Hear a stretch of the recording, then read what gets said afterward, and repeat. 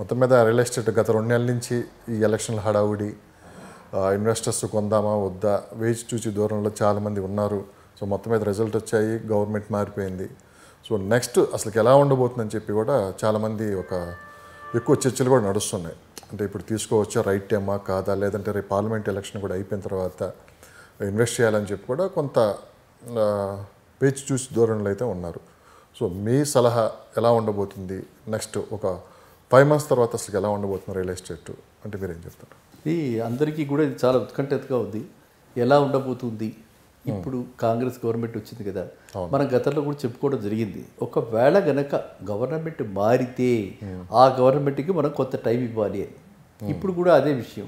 ఎందుకంటే నిన్నగాక మన మినిస్ట్రీ వాళ్ళు డిక్లేర్ చేశారు. అండ్ మనకు కూడా చూస్తున్న ఇప్పుడు కాంగ్రెస్ గవర్నమెంట్లో కూడా మంచి వాళ్ళు. ఇప్పుడు కోమటిరెడ్డి వెంకటరెడ్డి గారు అంటే సీజన్డ్ కాంగ్రెస్ మ్యాన్. ఆయన ఇదివరకు గతంలో కూడా ఆయన మినిస్టర్గా చేశారు. మరి ఆయనకి ఇప్పుడు రోడ్స్ అండ్ బిల్డింగ్స్, ట్రాన్స్పోర్ట్ అది ఇచ్చారు.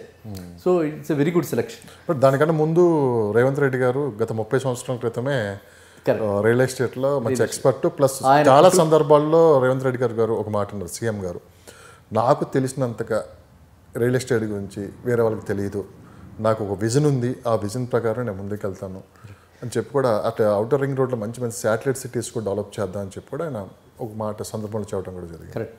ఎందుకంటే ఆయన ఇదివరకు మిగతా వాళ్ళలా కాకుండా ఆయన కుటుంబమే నేపథ్యం, రియల్ ఎస్టేట్ నేపథ్యంలో ఆయన కుటుంబంలో చాలామంది ఉన్నారు కాబట్టి, గతంలో ఆయన చేసి ఉన్నారు కాబట్టి, ఆయన కోకాపేట దగ్గర ఇవాళ మనం ఇప్పుడు 300 కోట్లు ఇవన్నీ అనుకుంటున్న దగ్గర ఆయన ఎప్పుడో చేశారు. వైఎస్ఆర్ కాంగ్రెస్ గవర్నమెంట్ ముందరే చేశారు. కాబట్టి ఆయనకి అంటే ఫస్ట్ హ్యాండ్ ఎక్స్పీరియన్స్ ఉన్న వ్యక్తి, పూర్తి అవగాహన కలిగిన వ్యక్తి. కాబట్టి ఆయనకి సిటీని ఏ విధంగా డెవలప్ చేయాలి, సిటీని ఎలా ప్రణాళికాబద్ధంగా డెవలప్ చేయాలి అన్న దాంట్లో డెఫినెట్గా he will play a major role. కానీ మరి ఆయనకి కూడా ఇప్పుడు ఫస్ట్ ఎన్నెన్ని ఎక్కడెక్కడ ఏ ఉన్నాయి అన్నీ చూసుకోవాలి కదా. చీఫ్ మినిస్టర్ అంటే ఒక్క రియల్ ఎస్టేటే కాదు కాబట్టి మనం కొంత టైం ఇవ్వాలి.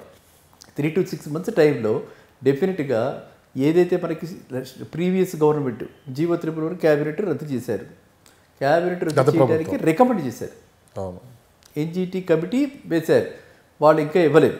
ఈ లోపల గవర్నమెంట్ చేంజ్ అయింది. కాబట్టి నా ఉద్దేశంలో లాజికల్గా ఇట్లాంటివన్నీ కూడా ఒక దీనికి తీసుకొస్తారు. ఏది జీవో 3 మీద మనకు క్లారిటీ వస్తుంది. అలా అదేవిధంగా రీజనల్ రింగ్ రోడ్ అయిపోతుందో అనుకుంటుంటే వాళ్ళు ఏదో స్టేట్ గవర్నమెంట్ని ఫండింగ్ చేయమన్నారు. స్టేట్ గవర్నమెంట్ దగ్గర ఫండ్స్ లేవన్నారు. కాబట్టి ఇప్పుడు ఆ ఫండ్స్ క్రియేట్ చేసి ఆ ఫండ్స్కి ఒక మొబిలైజేషన్కి ఎట్లా చేయాలి, ఆ డబ్బులు ఎలా మొబిలైజ్ చేసి, ఎందుకంటే మరి స్టేట్ గవర్నమెంట్ కూడా తన వంతు మినిస్టర్ కోమటిరెడ్డి వెంకటరెడ్డి గారు కూడా దాని గురించి మొన్న రీసెంట్గా మాట్లాడడం కూడా జరిగింది. కంప్లీట్గా రీజనల్ రింగ్ రోడ్ కూడా మేము పూర్తి చేస్తాము, స్టేట్ గవర్నమెంట్ ఫండ్స్తోనే ముందుకు వెళ్తామని చెప్పి ఒక సందర్భంలో అన్నట్లు మనం చూసాం. సో అది కానీ కంప్లీట్ అయితే ఎలా ఉంటుంది? ఇప్పుడు ఎప్పుడైతే వాళ్ళు చెప్తారు మేము కూడా రెడీ అంటారు, సో అది ఒక నామమాత్రంగా, ఎందుకంటే వాళ్ళు యాక్సెప్ట్ చేసేసారు. Central government already regional ring రోడ్కి యాక్సెప్ట్ చేశారు. అవును. సో ఇక మిగిలింది ఏంటి? స్టేట్ గవర్నమెంట్ తన వంతు సంసిద్ధత, రెడీనెస్, ప్రిపేర్డ్నెస్. ఆ అమౌంట్ ఎంతైతే అడిగారు 300 crores ఎంతో అనుకుంటారు, 380 crores. అది కనుక వీళ్ళు రెడీ అయిపోతే మనకి రీజనల్ రింగ్ రోడ్డు డెఫినెట్గా స్టార్ట్ అవుతుంది. రీజనల్ రింగ్ రోడ్డు స్టార్ట్ అయింది అనుకోండి, అప్పుడు సిటీ ఎక్స్పాండ్ అవుతుంది. ఎందుకంటే కంపిటీషను, ట్రాన్స్పోర్టు చాలా మనకి ఒక రకంగా సులభతరం అయిపోతుంది. కాబట్టి అందరూ ఇక్కడే ఉండాలి అంటే సిటీ లోపలే ఉండాలి అని ఈ కిక్కిరిసిన ట్రాఫిక్, ఎంత ట్రాఫిక్ ఉందండి, అరగంటలో వచ్చేది గంట పడుతుంది ఇప్పుడు. సో ఈ విధంగా ఉండకుండా విస్తరిస్తుంది అనమాట. విస్తరిస్తే ఆటోమేటిక్గా మనం ప్లాన్ చేసుకోవచ్చు. మన లైఫ్ని రోడ్డు మీద కూడా మనం ప్లాన్ చేసుకోవాలి. ఇవాళ మెట్రో తిప్పితే రోడ్డు మీద వెళ్తుంటే ఏ టైంకి మనం రీచ్ అవుతాం చెప్పగలరా? ఇక్కడి నుంచి జస్ట్ మనం ఏదో కావూరి హిల్స్కి కూడా 5 kilometers 3 kilometers ఉన్న కావూరి హిల్స్కి కూడా మనం చెప్పలేము 1/2 hour 45 minutes 1 hour అని ఈ పీక్ అవర్లో. సో అందువల్ల ఏంటంటే ఇది సిటీ విస్తరింపజేయడానికి best thing regional ring road. ఆ రీజనల్ రింగ్ రోడ్ ఎప్పుడైతే దాల్చుతుందో, ఎప్పుడైతే అది సాకారం అవుతుందో, డెఫినెట్గా మనమందరూ కూడా మైగ్రేట్ అవ్వడానికి, అటు డిస్టెంట్ ప్లేసెస్కి వెళ్ళడానికి అందరూ మెగ్గు చూపుతారు. ఎందుకంటే అప్పుడు టైం మనకి కన్స్ట్రెయింట్ ఉంటుంది కదా, అందువల్ల అలా వెళ్తారనమాట. అంటే హైదరాబాద్ చుట్టుపక్కల కూడా ఏంటంటే వరల్డ్ క్లాస్ శాటిలైట్ సిటీలు డెవలప్ చేయాలని చెప్పి కూడా ఒక ఆలోచనతో అయితే ఈ ప్రభుత్వం ఉన్నట్టు కూడా కనపడుతుంది. సో అవిగైనా ఆలోచన ప్రతిరూపంగా వచ్చేస్తే ఎలా ఉంటుంది సార్?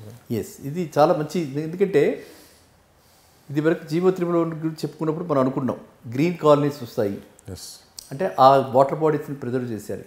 అదేవిధంగా ఇప్పుడు రీజనల్ రింగ్ రోడ్ చుట్టూ వీళ్ళే, ఎందుకంటే మన వనరులు ఎక్కడి నుంచి చేకూర్చుకుంటుంది గవర్నమెంట్ ఏ గవర్నమెంట్ అయినా సరే వనరులు కావాలి, వనరులు లేకపోతే వాళ్ళు అభివృద్ధి చేయలేరు. అభివృద్ధి చేస్తేనే వనరులు సమకూరుతాయి, రెండు ఇంటర్లింక్డ్ అనమాట. సో కాబట్టి ఈ ఏదైతే ఇన్ఫ్రాస్ట్రక్చర్ అయితే గవర్నమెంట్ డెవలప్ చేసిందో ఇలాంటివి ప్రాజెక్ట్స్, హౌసింగ్ బోర్డు కాలనీస్ ఎన్నాళ్ళలో అయిపోయింది. హౌసింగ్ బోర్డు కాలనీ వేసి మిడిల్ క్లాస్ వాడికి హౌసింగ్ బోర్డు కాలనీస్ లేవు. సో ఇప్పుడు ఇవన్నీ ఎక్స్పెక్టెడ్. అది ఎలాంటి ప్లేసెస్ మనకి మోమిన్పేట, లేకపోతే మనకి వికారాబాదు, అక్కడైతే గవర్నమెంట్ ల్యాండ్స్ ఇంకా ఉన్నాయి, అక్కడ మనం ఎక్స్పెక్టెడ్ అనమాట. Even up to Tandur also. ఒకసారి శంకరపల్లి దాకా, లింగపల్లి నుంచి శంకరపల్లి దాకా మనం ఎంఎంటీఎస్ వెళ్ళింది అనుకోండి, శంకరపల్లి నుంచి తాండూరు అయితే 1 అవర్ కూడా ఉండదు. అది ఆల్రెడీ ప్రపోజల్ 100 ఫీట్ రోడ్ ఉంది. సో ప్రపోజల్ 100 ఫీట్ రోడ్ మీద తాండూరు వెళ్ళిపోవడానికి 1 అవర్ కూడా పట్టదు.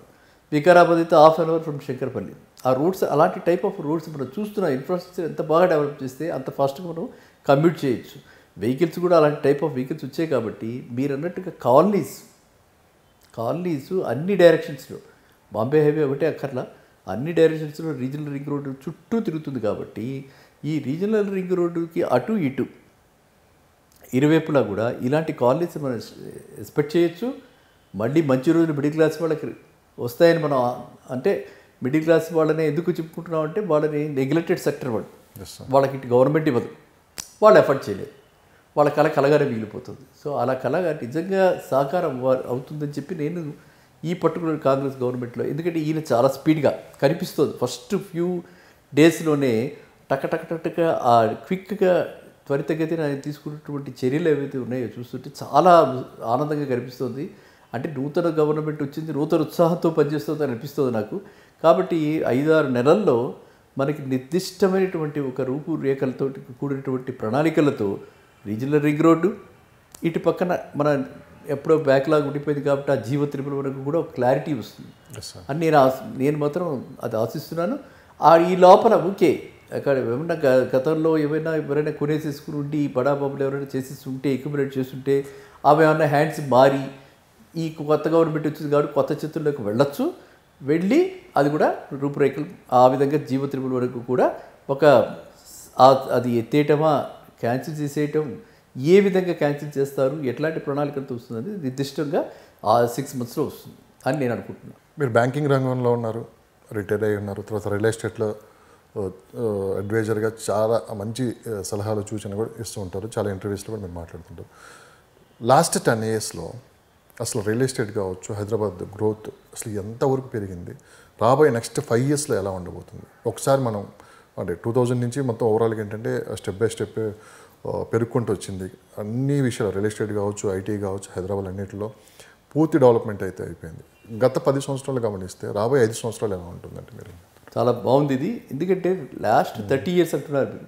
30 yearsలో 10 years అండి, 10 years ఇప్పటికే చాలా మంది అంటున్నారంటే హైదరాబాద్ రియల్ ఎస్టేట్ అనేది ఆటో పైలట్లోకి వెళ్ళిపోయింది, దీన్ని ఎవరు ఆపటానికి లేదు, అనవసరమైన రూమర్స్ ఎవరు నమ్మొద్దు అని చెప్పి కూడా చాలామంది ఇప్పటికే చెప్తూ ఉన్నారు.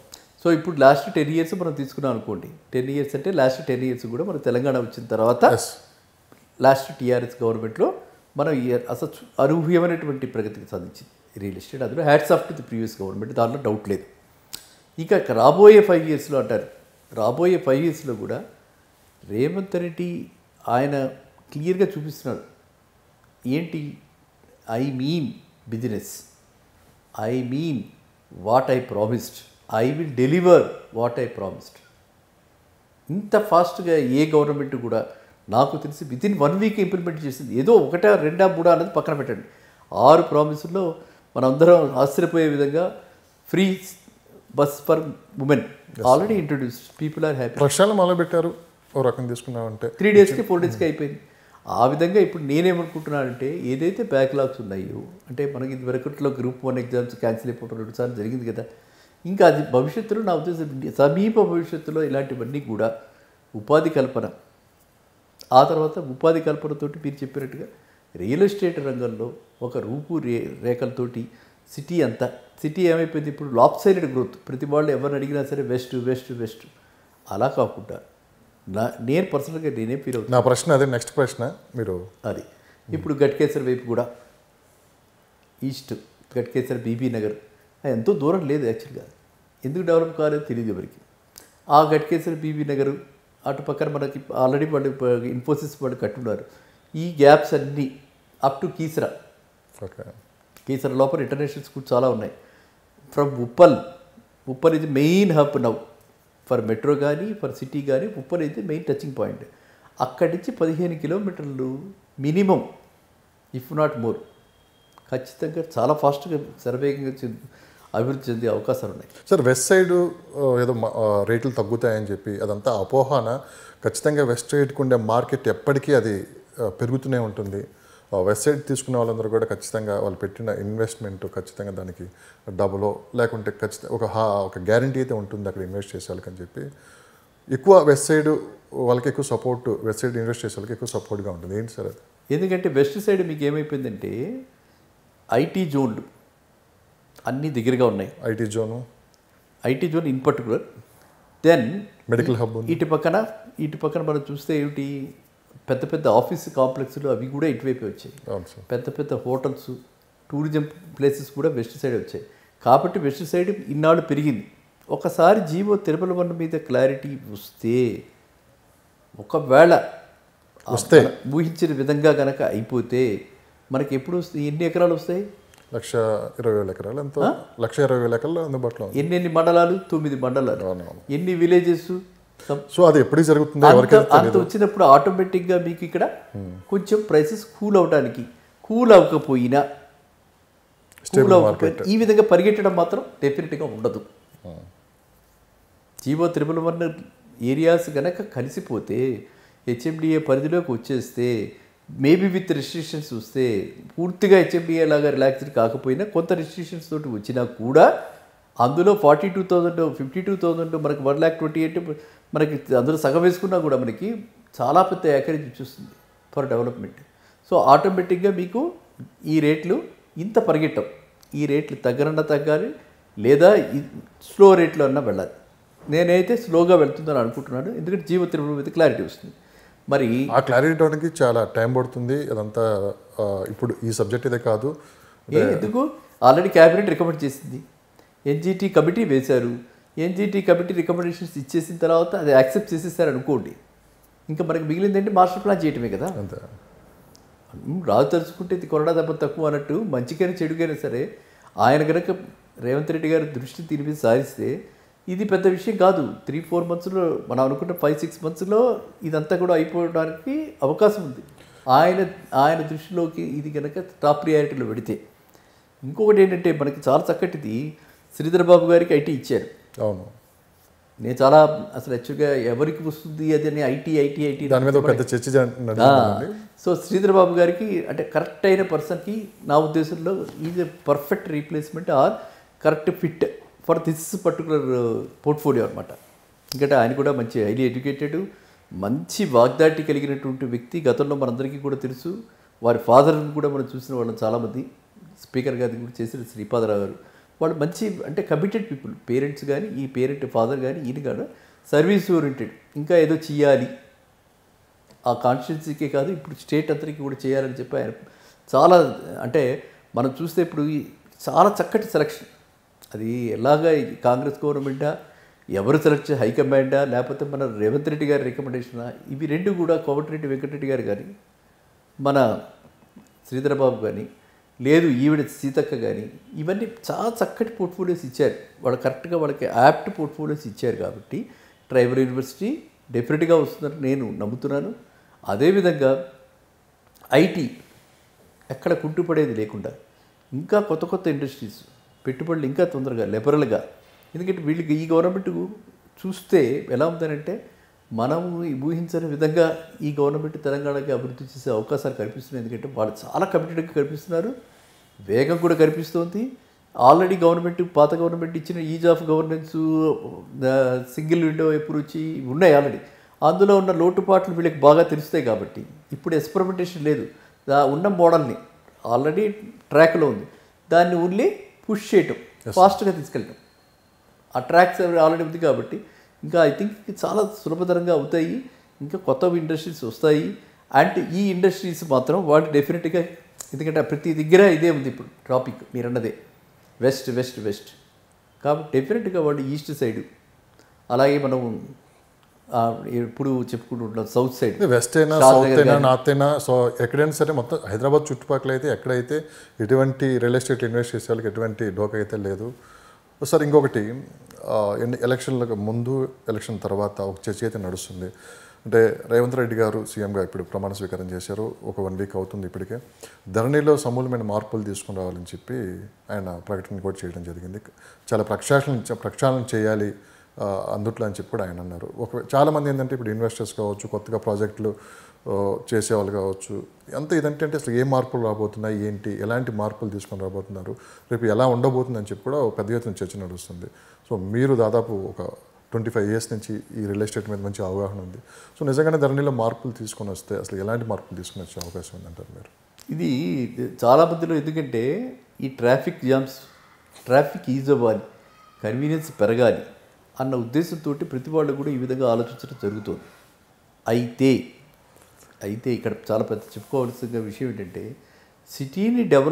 సిటీ ఒక్కటే కాకుండా సిటీ చుట్టుపక్కల కూడా డెవలప్ అవ్వాలి, తెలంగాణ అంతటా స్ప్రెడ్ అవ్వాలి, అభివృద్ధి కాలనీస్ అన్నీ రావాలి.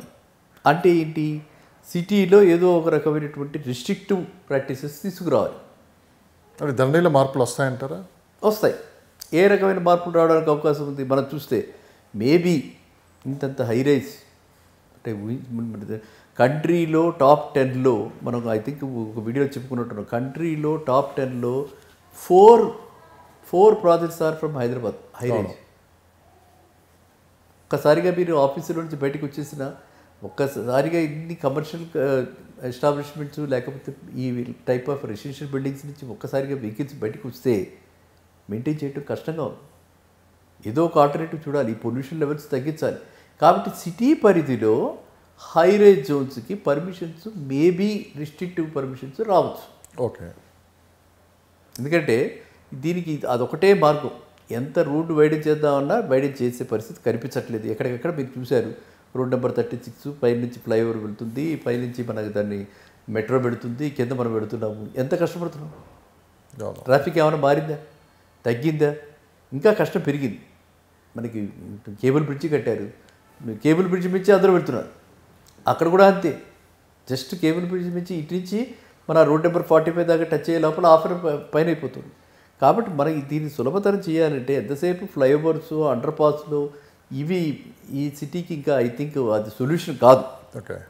దీనికి ఎంత ఏంటంటే రిస్ట్రిక్టివ్గా పెట్టి మనం ఒక కైండ్ ఆఫ్ పర్మిషన్స్ ఇచ్చేటప్పుడు, బాబు మీకు కావాలంటే మీరు వెళ్ళండి, శంషాబాద్ దగ్గర కట్టండి హైరేజ్, మీరు పటాన్చెరు దగ్గర కట్టండి, లేదు ఇంకా అవతలకి వెళ్ళండి, సంగారెడ్డి సదాశివపేట దగ్గర కట్టండి, లేదు ఇటువైపు శ్రీశైలం హైవే తుక్కుగూడలో కట్టండి, తుక్కుగూడ ఎంత దూరం, లేకపోతే కందుకూరులో కట్టండి అని ఆ విధంగా మన సిటీకి నలుమూలల షాద్నగర్లో కట్టండి. షాద్నగర్కి ఎంత దూరం శంషాబాద్ నుంచి? చాలా దగ్గర కదా. లేకపోతే మన ఈయన పెద్ద మనకి ఆశ్రమం ఉంది కదా, రామచంద్ర ఆశ్రమం, క్రాంతి వనం అని చెప్పి పెట్టారు కదా, ఆ శాంతి మన మెడిటేషన్ సెంటర్ పెట్టారు, లార్జెస్ట్ మెడిటేషన్ సెంటర్. అక్కడ కట్టుకోండి, చేగూరులో కట్టుకోండి, ఇటు పక్కన కోంపల్లి అవతల మేడ్చల్ దగ్గర కట్టండి. సిటీలోనే కట్టాలని ఎందుకు అనుకుంటున్నారు? సిటీకి ఇంత ట్రాఫిక్ ఎక్కువైపోయింది. సో కాబట్టి దీనికి వన్ ఆఫ్ ది వేస్ అది ఏది ఈ చేయడానికి సిటీ స్ప్రెడ్ చేసి అక్కడ కట్టుకోమని, అక్కడ ఈ కావాల్సినటువంటి ఏవైనా ఉంటే మౌలిక వసతులు ఏమైనా లేకపోతే, అక్కడ సరైన రోడ్స్ లేకపోతే, సరైన అంటే నీళ్లు కావాలి కదా, ఏం చేయాలంటే కూడా మనకి వాటర్ లైన్లు, పైప్ లైన్లు, మంజీరా పైప్ లైన్లు కావాలి కదా.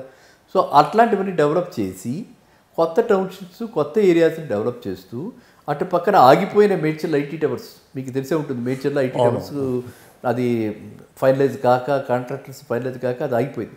అలాంటివి అక్కడ ఐటీ టవర్స్ కడితే ఆటోమేటిక్గా మీకు అక్కడ ఎంప్లాయ్మెంట్ ఉంటుంది, ఆటోమేటిక్గా అటువైపు కూడా జనాలు మైగ్రేట్ అవుతారు.